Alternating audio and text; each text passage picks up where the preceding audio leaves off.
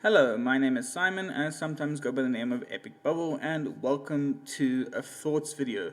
This time I'm going to be tackling NEXO Knights. This is a Lego set that came out between 2016 to 2018 and has now been cancelled.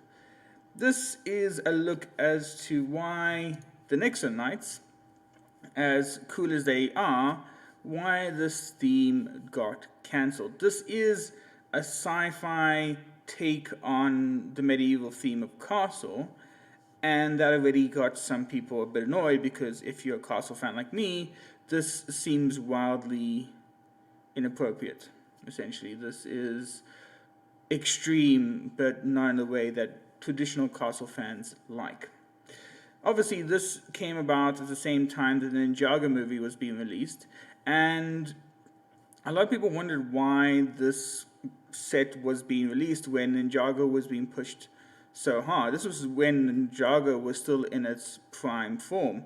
So to now try and bring in NEXO Knights, it simply is Lego consuming its own market. But let me talk about the good and the bad and why I think it actually failed more spectacularly, even though it was going up against Ninjago.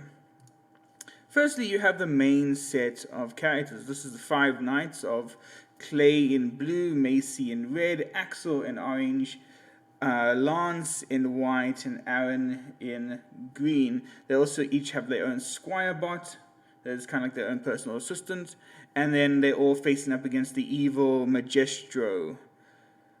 And firstly, these designs aren't particularly exciting compared to the ninjas, who all feel very distinct and individualized. There's a lot of personality or one-side dimensions to these characters, which just make them quite uninteresting. It also doesn't help the fact that when they are in their sets, it is so difficult to tell them apart if they're busy piloting a mech, unless you very much know the color identity. You'll see in the sets that I show you, it's very hard to identify what their personalities and set. With the things like Ninjago, each one has its own elemental dragon that kind of goes along with it, and they play very much to those types, but at least it's visually distinct. With it, when it comes to NEXO Knights, it goes downhill very quickly. There are obviously side characters that will assist your heroes in their journey. You have Queen and King Helbert. You have the tech genius slash little girl who's about 4 years old, Lucy, I think. And then there's the wannabe knight, Robin, who is 6 years old. And both of them are as annoying as possibly they can be for a 4 and 6 year old. At least I think they're 4 and 6. Yeah, there is digital or video content that goes along with the NEXO Knights, very similar to how Ninjago has their TV episodes. These characters are even worse in many ways. They're very uninspiring. Again, this is very simplified children's Saturday afternoon cartoon, and compared to things like shows back in the day like the X-Men, this is woefully inadequate for these characters. But it's not all doom and gloom for the NEXO Knights. In fact, I actually really like the villain designs. In the first sets that came out, the NEXO Knights were dealing with these lava creatures, these fire creatures. And they actually have done some really cool stuff here. I love the kind of snake creature on the top left, or this dagger-wielding badass in the cloak on the top right. I like those designs. I even like the golem designs, like the one-eyed Cyclops at the top there. It's just pretty cool, wielding a scythe. Very cool designs. I love the monsters in NEXO Knights. But the key selling feature to NEXO Knights wasn't just the fact that it was this medieval world that was integrated with the digital elements. It was taken even further than that. Essentially, Murloc 2.0 had created this, I want to say, app, and you could scan in powers to make your character stronger in the app. This is actually quite a cool feature. This is very similar to games like Diablo or Path to Exile. These are action hack and slash games. At the time, it was quite simple. I mean, it's done on a tablet, but the main draw of it was collecting powers, very similar to how you would collect your Skylander figures back in the day. The trouble is, this is very much more a 2010s toy than a 2020s toy. It's kind of felt like it was trying to come off the success of Skylanders, but it didn't realize why Skylanders worked so well. Obviously, you would unlock new powers in the game. You could then bring them into the game, and they would make your character stronger. The game itself was decently interesting, if a bit easy. This is a game, again, designed for 4 to 6-year-olds rather than anyone who's played a video game. It's extremely simple, but it's a good way of implementing the digital elements of NEXO Knights. It's a good way of like the collectible nature of Lego, trying to put that into digital form worked really well, and I do think there is possibility, there is potential here. I just think it was quite underutilized. If the game was a bit harder, I wish you could customize your characters. The characters, again, are so boring and one-noted. It also doesn't help the fact that there's only one main female lead in a team of 5 men. So you have 4 men and 1 female lead of Macy. I really wish they replaced Aaron or Lance with another female, just to kind of balance out the roster. I know this is predominantly aimed at boys, but it's not going to hurt you to just include equal variety. Anyway, let's talk about the sets, because this is where it all goes downhill even faster. The sets were not great. You could see they were still trying to take inspiration from how Ninjago's worked, where every set was a kind of conflict in a box.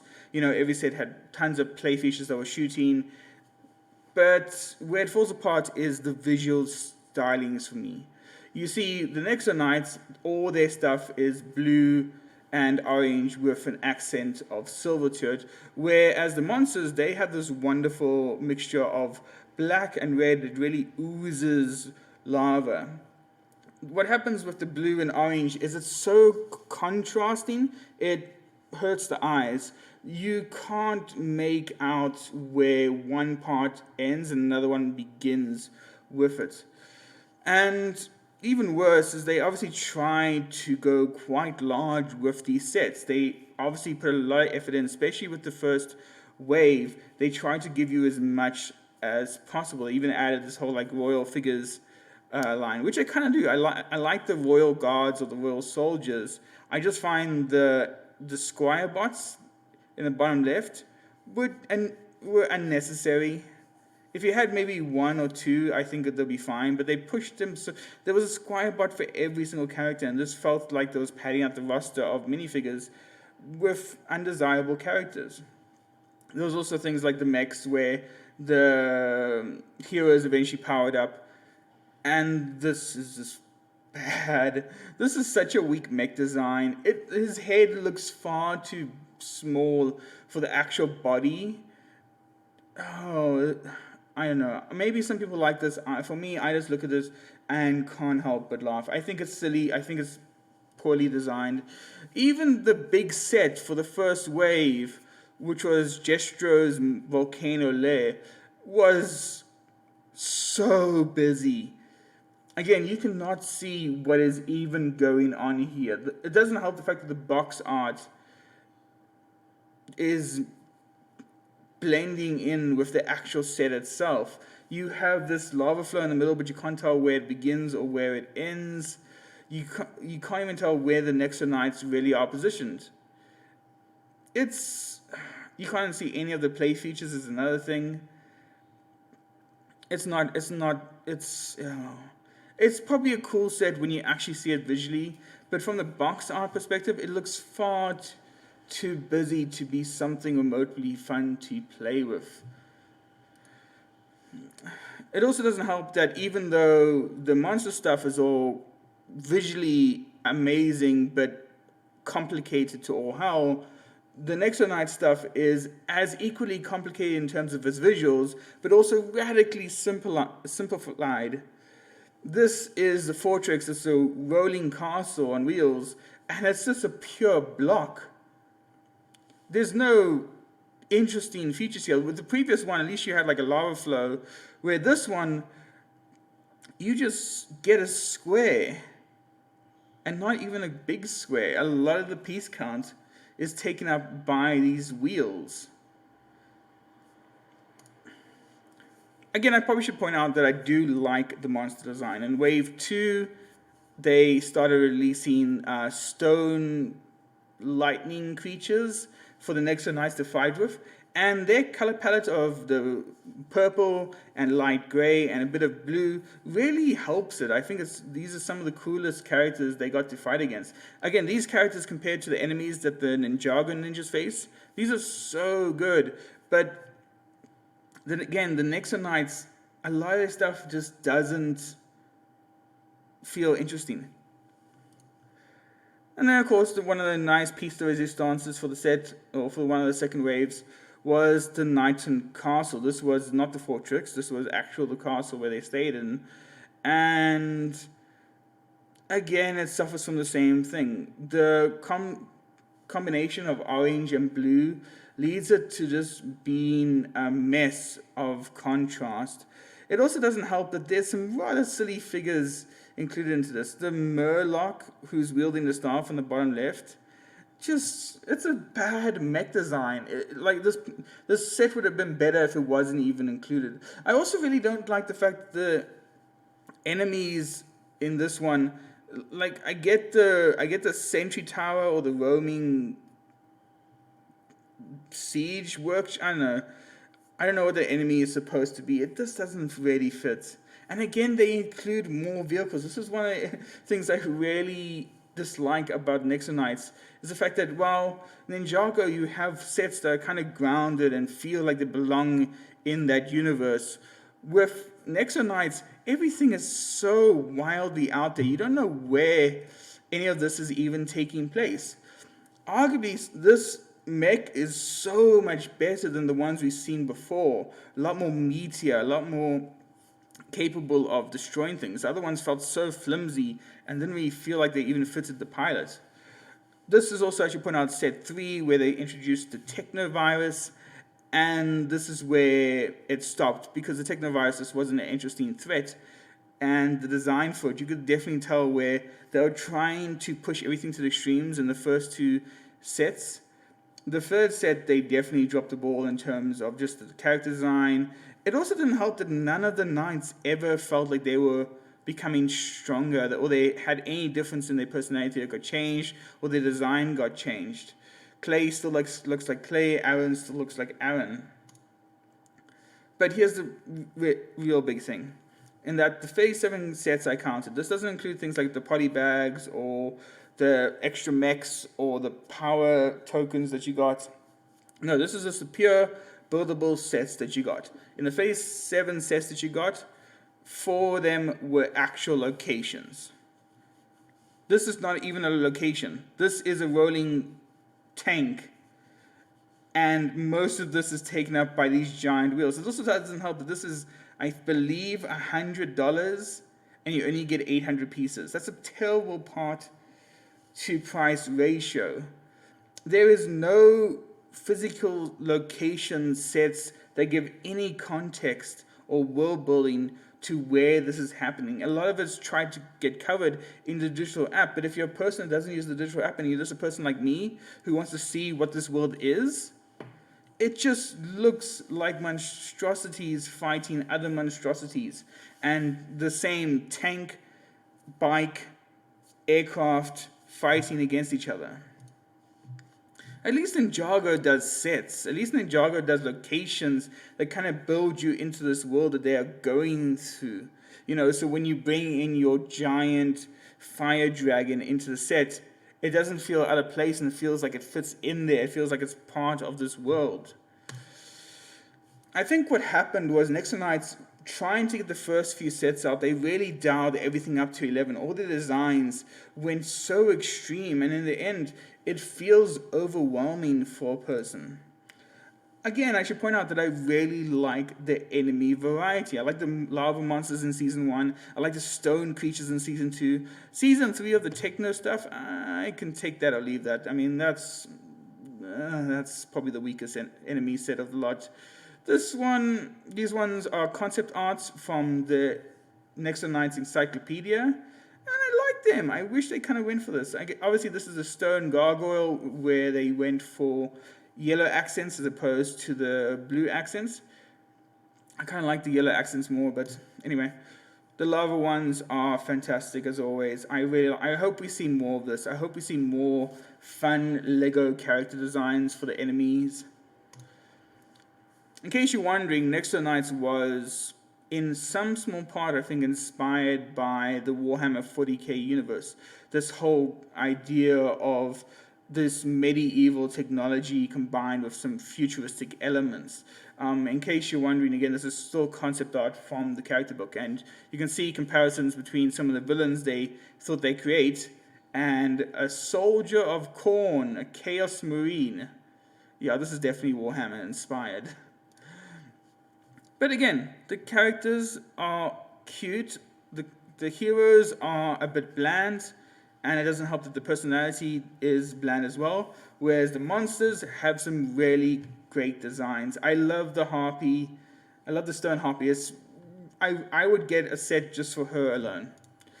So, why do I think NEXO Knights failed? It had 3 runs, or technically 2.5 real runs. It had the lava monsters, the stone gargoyles, and then it had the tech virus people. And it obviously got pushed really hard. Lego does this thing where it designs the first set to be the quintessential set, essentially, where they take it to the best they can be, and then it drops off very quickly if no budget goes towards it. I think poor timing. The Lego movie obviously brought people back into Lego, but then the Lego Ninjago movie obviously was for kids. It boosted the Ninjago brand again, and now you're trying to compete with your own product. Why as a child do I want to buy NEXO Knights when all my friends are playing with Ninjago? It's simple stuff like that. You're consuming your own market. The set designs were all poor. They were far too busy. The lack of scenery also really hurts the fact that you don't know where it's happening, where any of this is taking place. It hurts the world building. You can't have a mountain fortress. You can't see the NEXO village in Ninetington. You just don't get that. It also doesn't help that the set design was terrible. It was full of repeats. Every set cycle, you would get your tank, you would get your motorcycle, you would get your aircraft carrier. And most of the time, they were the same, very similar designs. Again, the characters themselves are woefully underwhelming. None of them are likable. The supporting cast are all very annoying characters, and the main cast are extremely one-dimensional. Another thing was it alienated to long-time castle fans, people that were expecting the old medieval castles from 2013 or backwards were very much surprised when this came out, and just felt not really like it should be a castle theme. And again, it felt pushed. Felt so extreme, and they really took no time to understand what was working and why people were buying the set if they were. Anyway, I hope that's given you some insight into NEXO Knights. It's a set or theme that has some good possibilities. It may be a thing they should try and revisit in the next 5 to 6 years. But until then, I do still wish they went back to normal castle. But anyway, that's going to be for me. Thank you so much for watching, guys. I hope you have enjoyed this. If you want to give me your ideas of why NEXO Knights failed, then leave me a comment. If you want to see more videos, remember to hit the like and subscribe button. And until the next time, thank you so much for watching. Bye-bye.